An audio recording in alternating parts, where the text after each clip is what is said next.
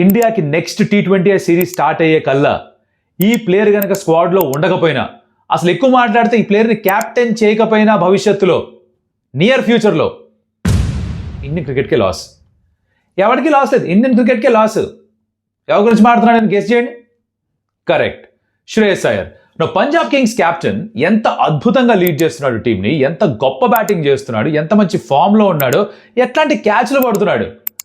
అలాంటి ప్లేయర్ని మనం ఇంకా ఇప్పటికి కూడా T20 స్క్వాడ్లో పెట్టకపోతే ఇండియన్ టీంకి, అండ్ ఇన్ఫ్యాక్ట్ గట్టిగా మాట్లాడితే నెక్స్ట్ వరల్డ్ కప్కి తనే క్యాప్టెన్గా ఉండాలేమో.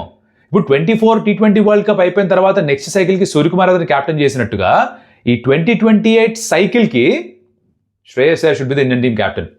3 ఫ్రాంచైజీస్ని ఐపీఎల్లో ఫైనల్ దాకా తీసుకొచ్చాడు, ఒక ఫ్రాంచైజీతో గెలిచాడు. ఇంకా ఏం కావాలి? ఇంతకంటే ఏం కావాలి? ఇన్ని రన్స్ కంటే ఏం కావాలి? ఈ స్టైల్ ఆఫ్ బ్యాటింగ్ అంటే ఏం కావాలి?